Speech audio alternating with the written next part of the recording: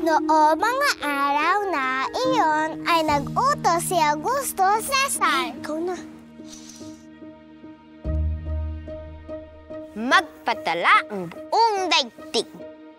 At naglakbay si Jose mula sa Galilea patungo sa Judea sa lungsod ni David na tinatawag na Bethlehem. Okay na.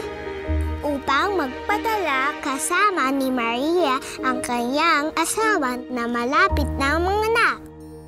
At isinilang niya ang kanyang panganganak at binalot siya sa lampin at inihiga siya sa sabsaban.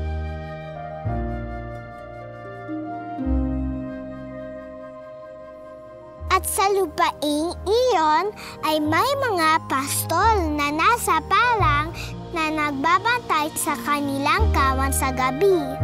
At sinabi sa kanila ng anghel, Huwag kayong matakot dahil dala ko sa inyo ang magandang balita ng kagalakan para sa buong bayan.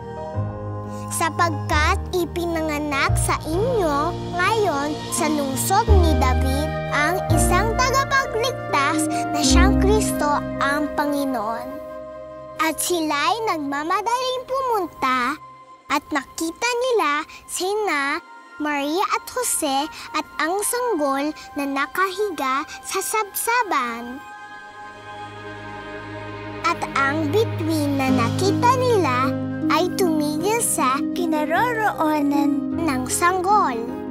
May mga pantas na lalaki mula sa silangan na dumating. Labis silang nagalak na makita nila ang bituin. Pagpasok nila sa bahay, lumuhod sila at sumamba sa kanya. At naghandog sila sa kanya ng mga kaloob, ginto, insenso at mira. Tinandaan ni Maria ang mga bagay na ito at pinagnilayan niya sa kanyang puso.